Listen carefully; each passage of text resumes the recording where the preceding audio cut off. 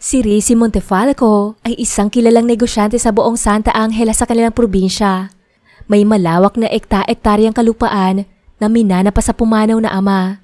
Nabibilang ito sa isa sa pinakamakapangyarihang tao sa buong Pilipinas dahil maliban sa yamang meron sa Santa Angeles, ay meron pa itong ibang negosyo sa Maynila, legal man o illegal. Kasosyo niya sa negosyo si Mr. Evangelista. Ito din ang daan kung paano niya nakilala ang anak nitong si Crisel na kasalukuyan niyang nobya ngayon. Sa dami ng dumaang babae sa buhay niya, si Crisel lang ang babaeng nagawa niyang irespeto.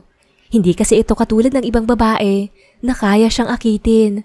Bukod sa may mabuting puso at napakaganda nito, ay sigurado siya na ito na ang babaeng ihaharap niya sa altar balang araw. Sa totoo lang, masasabing sa edad niyang 28 ay pwede na siyang lumagay sa tahimik. Pero wala sa plano niya. Bago pa lang naman sila ni Crisel, nasa stage pa lang sila na kinikilala ang isa't isa. Ulila na kasi siya at nag-iisang tumatayong magulang ng dalawa niyang kapatid na sina Bart at Side. Siya ang pinakapanganay sa dalawa. Kaya naman, bago siya mag-asawa, sisiguraduhin muna niya na nahubog niya ng husto ang mga itutulad niya na ganid sa pera at kapangyarihan. Nais niya maging higit na mas magaling at matapang sa kanyang dalawang kapatid dahil maraming may galit sa kanilang pamilya. Dating playboy kasi ang kanilang ama. Iba't ibang babae ang dinadala nito sa mansyon nila sa Santa Angeles simula nang magloko ang kanilang ina. 8 taon pa lamang siya noon, madalas nang nag-aaway ang kanyang magulang sa walang kwentang bagay na nauwi sa hiwalayan. Sumama kasi ang kanyang ina sa isang lalaki pero ipinapatay ito ng kanyang ama. Nang mabawi nito ang ina niya ay ikinulong naman ito sa isang silid hanggang sa nagkasakit ito at namatay. Wala siyang nagawa noon sa edad niyang 10. Lalo siyang namuhi rito. Lalo na at iba't ibang babae ang dinadala nito sa kanilang bahay. Halos pagkalibing na pagkalibing lamang ng ina. Pero natapos din iyon nang isang gabi. Pinatay ang kanyang ama dahil na rin sa pambababae nito. Isa sa mga nakaaway nito sa negosyo.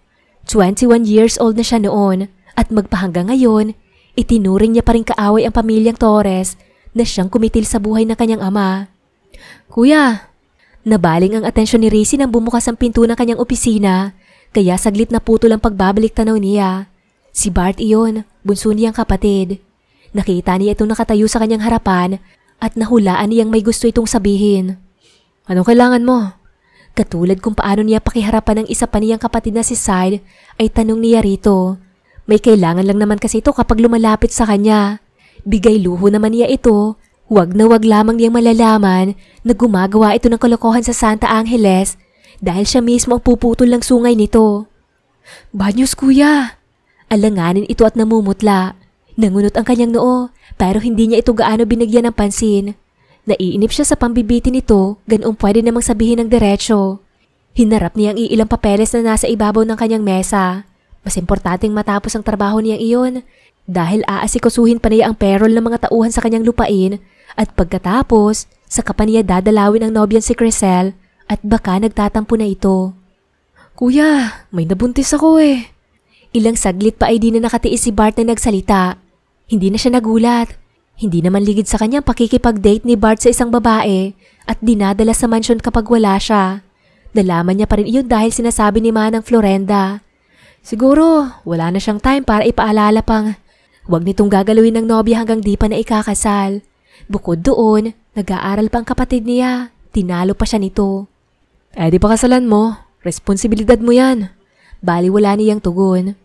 Pero kuya, nag-aaral pa si Danica. Nahilot ito ang sintido at problemadong umupo sa harapan niya.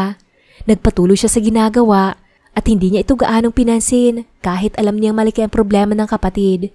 Isa sa mga itinuro niya kina Bart at Side ang matutunan ng mga ito ang pagkakaroon ng paninindigan pero mukhang hindi natutunan iyon ng lalaki. Kuya, kusapin mo naman ako. I need your advice. Please. Tiyak papatayin ako ni Tito Delphine kapag nalaman niyang nabuntis ko yung anak niya. Hanggang sa kinukulit na siya ni Bart. Pakasalan mo nga. Wala ka ng choice kundi harapin ang ama ng babae pinakailaman mo. Kalmante niyang tugon habang patuloy sa ginagawa ni hindi siya nag-abalang sulyapan ito. Sa gilid ng kanyang mga mata, nakita niya na marahas itong napahilamos sa mukha. Paano nga kung patayin ako ni Tito Delphine? Exaggerated na nitong tanong. Huwag kang mag-alala, bibigyan kita ng maayos na libing. Padaskul niyang tugon, saka iniligpit ang natapos niyang gawain at lumabas na ng kanyang pinaka-opisina sa loob ng mansyon. Kuya naman, huwag ka nga magbiro ng ganyan. Natatakot na nga ako rito eh. Gusto kong ikaw ang kumausap sa parents ni Danica para sa akin. Wala naman akong balak takasan siya eh. At pangako, pagkatapos nito kuya, hindi na ako ulit gagawa ng pagkakamali. Habol ni Bart sa kanya pababa ng hagdan na sinabayan siya. Pero hindi na niya iyon gaanong nabigyan ng pansin dahil tumunog ang cellphone niya. Tumatawag si Tita Roselda. Mabilis niya itong sinagot. Yes, tita. Nakangiti pa siya nang sagutin ito. 2 araw na kasi ang nakalipas simula nang mag-attend siya ng kaarawan ng kasintahan. Ngayon lamang niya napansin na hindi niya natatawagan si Crisel dahil sa sobrang busy siya. 1 araw siya sa Maynila dahil inasikaso na yung iba pa niyang negosyo doon.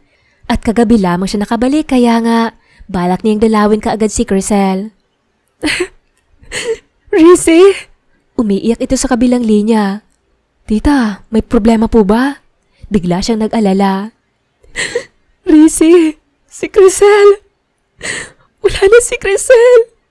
Hindi niya gaanong maunawaan ang sinasabi nito dahil putol-putol iyon. Pero dahil umiiyak ang ginang, dama niya na merong masamang nangyari. Kaya tinakbo niya ang kotse sa labas habang sinusuksok sa bulsa ang cellphone. Kuya! Habol na sigaw sa kanya ni Bart. Naringgan man ay hindi niya ito pinansin pa. Halos lipa rin ang kotse niya ang malayong pagitan ng bahay nila ng kasintahan. Basta pagdating niya sa bahay ng mga ebanghelista, sumalubong sa kanya si Tita Roselda upang ibalitang patay na si Crisel. Ayon kay Tita Roselda, nadatnan nito si Crisel na duguan at wala ng buhay sa silid kinabukasan after ng birthday nito. Nag-iwan ito ng sulat na ginahasa ito ni Rupert at ngayon ay kasalukuyan ang nakaipit sa kulungan. Pakiramdam ni Rizzy, ilang segundo siyang naistatwa sa kinatatayuan bago nagpa siyang tumalikod. Hindi niya kayang makita ang babaeng mahal sa loob ng ataol nito. Isinusumpa niya. Papatayin niya si Rupert. Namamalisbis ang luha ni Santa habang hinahatid sa huling hantungan ng kanyang best friend.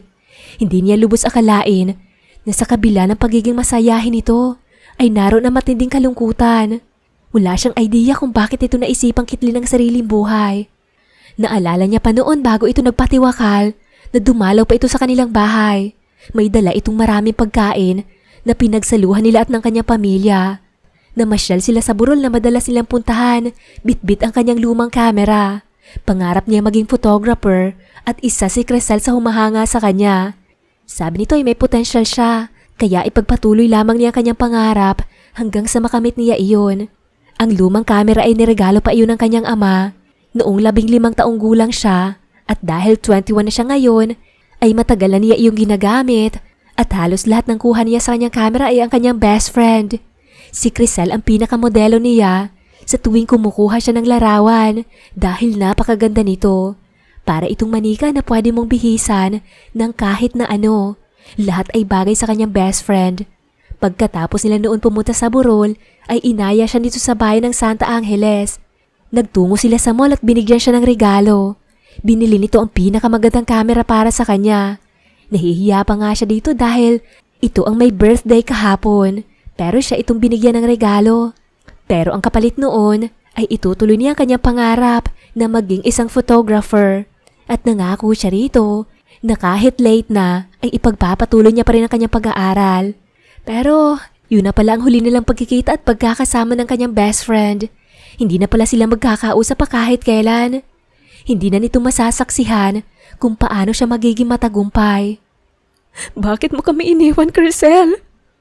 Bakit? Halos mawala ng ulirat si Tita Roselda sa mga sandaling iyon habang niyayakap ang kabaong ng anak. Pinipigilan nito ang mga taong gustong ilagay sa huling hantungan ng best friend niya. Lumapit siya at humahagulhol na niyakap si Tita Rosenda.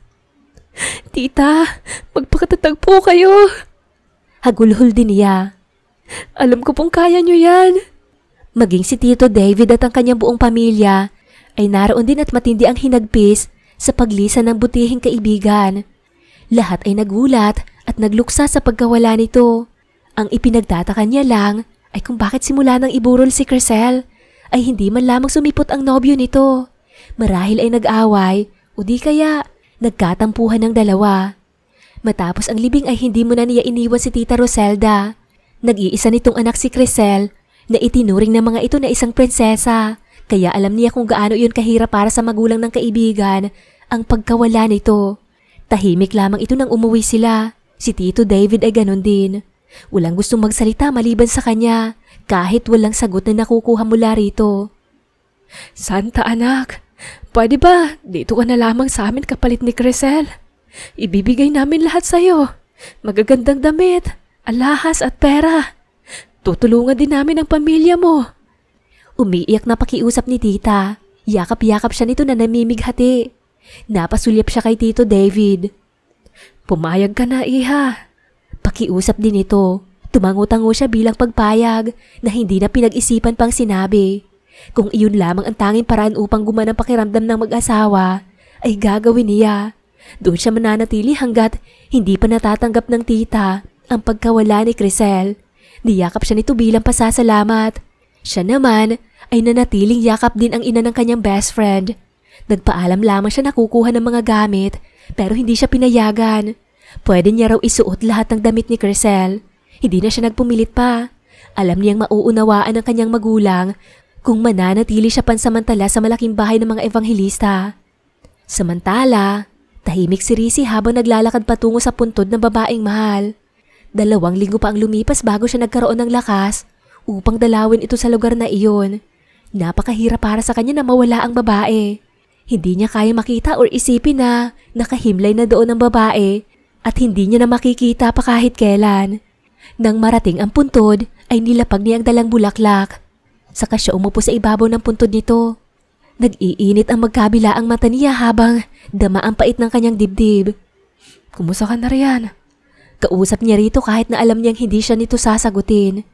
Kahit siguro magsisigaw siya ngayon, hindi siya nito maririnig. Wala na ang babaeng mahal at iningatan niya ng sobra. Naikuyom niya ang kanyang kamao nang maalala ang paghaharap nila ni Rupert nang puntahan niya ito sa kulungan. Gustong-gusto niya itong patayin noong araw na iyon pero pinigilan siya ng mga pulis. Pero hindi nangangahulugan na napatawad na niya ito. Papatayin niya si Rupert. Pahihirapan niya ito sa kanyang mga kamay at ipaparamdam niya rin ang sakit na ipinaramdam nito sa taong mahal niya. Nagpakilo siya ng mga taong maglalabas sa kulungan kay Rupert. Gusto niya itong lumuhod sa kanyang harapan at magmakaawa bago niya hatulan ng kamatayan. At sa kanya lang matatanggap ang pagkawala ni Crisel. Muling hinaplos ni Rizzy ang pangalang nakaukit sa lapidan ng babae. Dama niya ang panginginig ng kanyang palad. Mahal na mahal kita, Crisel, at mananatili ka sa puso ko. Bulong niya. Tumagal pa siya ng 1 oras sa lugar bago nagpa siyang dalawin ang magulang ni Crisel. Good morning, Tito, Tita. The breakfast is ready. Nakangiting bati ni Santa sa mag-asawang kakapasok pa lamang sa komedor. Maaga siyang bumangon para siya na mismo magluto ng almusal. Tinulungan naman siya ng maid na si Jaja. Matagal na natigilan si Tita habang nakatitig sa kanya. Siguro kasi dahil suot niya ang isa sa mga bestida ni Crisel na bumagay sa kanya. Dahil wala naman siyang damit na baon, simula nang tumira siya pansamantala sa malaking bahay. Ano tita, bagay ba sa akin? Umikot-ikot pa siya sa harapan ng mga ito, pero nananatili itong nakatitig sa kanya. Lumapit na siya sa ginang nang hindi ito nagsalita, saka inalalayan itong umupo na. Si Tito ay ganoon din, tahimik at parang namamalik mata sa kanya. Siya na rin ang naglagay ng pagkain sa plato ng mga ito. Sa pananatili niya roon, gusto niyang mapawi ang kalungkutan ng mag-asawa sa pagkawala ni Crisel. Sana lang ay makatulong siya.